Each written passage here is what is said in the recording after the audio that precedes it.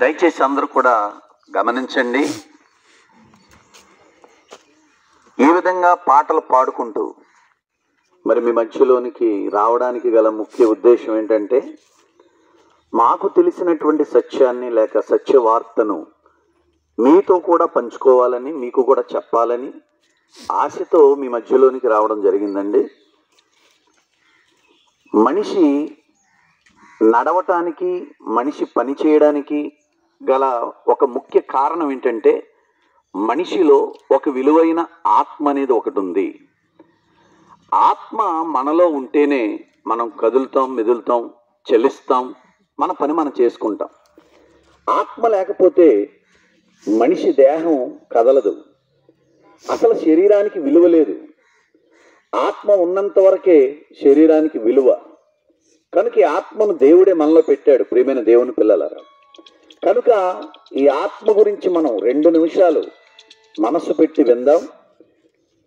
మనిషిలో 3 ఉంటాయి. ఒకటి శరీరము, ప్రాణము, ఆత్మ. ప్రాణం పోయిన వెంటనే శరీరం డెడ్ అయిపోతుంది. ఈ శరీరాన్ని తీసుకుని వెళ్ళి కట్టెలతోనో లేకపోతే కాల్చేయడమో లేకపోతే పూడ్చి చేయడమో చేస్తారు.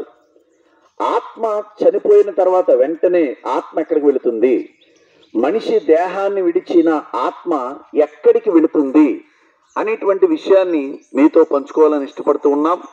మరి ఆత్మ గురించినటువంటి ఆలోచన చాలా మందిలో లేదు.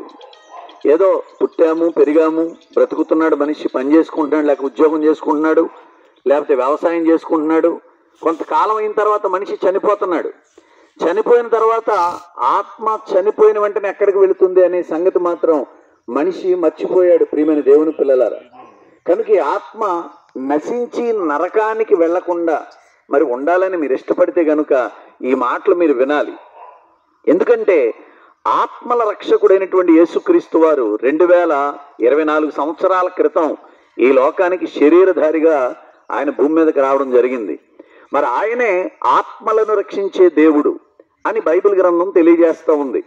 ఎందుకంటే ఆ ఆత్మయే జీవింప చేయుచున్నది, శరీరం కేవలం నిష్ప్రయోజనం. మరి ఆత్మను రక్షించేవారు ఎవరు అని ఆలోచిస్తే యేసుక్రీస్తు వారని దేవుని యొక్క వాక్యం తెలియజేస్తూ ఉంది. యేసుక్రీస్తు వారు భూమి మీద ఉండగా ఒక మాట చెప్పారు, నేనే మార్గమును, నేనే సత్యమును, నేనే జీవమును, నా ద్వారానే తప్ప ఎవరు కూడా ఆ స్వర్గానికి లేక మోక్షానికి మరి రాలేరు అని చెప్పారు యేసుక్రీస్తు వారు. అంటే మోక్ష మార్గానికి వెళ్ళాలంటే యేసుక్రీస్తుని ప్రతి ఒక్కరూ కూడా, భూమి మీద ఉన్నటువంటి ప్రపంచంలో ఉన్న ప్రతి ఒక్కరూ కూడా క్రీస్తు ప్రభువుని సొంత రక్షకునిగా అంగీకరించాలి.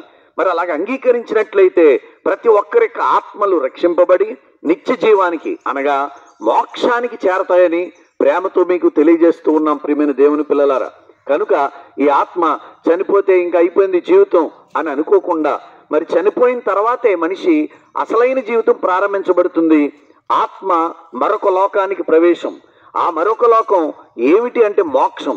ఆ మోక్షానికి చేరాలని మీరు ఇష్టపడితే గనుక మరి యేసుక్రీస్తుని సొంత రక్షకునిగా మీ హృదయంలో విశ్వసించండి.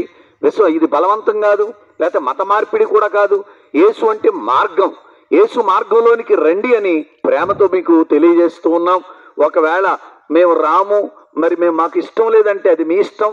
అయితే ఈ రోజున మేము చెప్పేది ఏంటంటే, ఒకవేళ ఈ ఆత్మ నశించి నరకానికి వెళితే గనక మనం తప్పించే నాదుడు ఎవరు కూడా లేరు. యావజ్జీవ కారాగార శిక్ష మరి చట్టం విధించే శిక్ష 14 సంవత్సరాలు అయితే, ఇక్కడ ఆత్మకు దేవుడు విధించే శిక్ష మరి జీవితకాలం. అంటే యుగ యుగాలు కూడా ఈ ఆత్మ ఆరని అగ్నిలోనికి వెళ్ళిపోయి మరి చనిపోదామంటే చావు ఉండదో, బ్రతుకుదామంటే బ్రతుకుండదో, భయంకరమైనటువంటి పరిస్థితుల్లోనికి ఆత్మ వెళ్ళిపోతుంది. కనుక ఆ నరకానికి వెళ్లకుండా నీ ఆత్మ తప్పించబడాలి అని అంటే ఈరోజు యేసుక్రీస్తుని మీ సొంత రక్షకునిగా అంగీకరించండి. మరి క్రీస్తుని చేర్చుకోండి. మీ కుటుంబాలకు నెమ్మది, క్షేమం, ఆరోగ్యం, మరి మనశ్శాంతిని దేవుడిస్తాడని ప్రేమతో మీకు తెలియజేస్తూ ఈ మాటలు నేను ముగిస్తున్నాను. దేవుడు మీ ఈ మాటలు మనందరి వెనుకల్లో దీవించి ఆశీర్వదించి ఫలింప చేయనుగాక. ఆమేన్. ప్రార్థన చేసుకుందాం.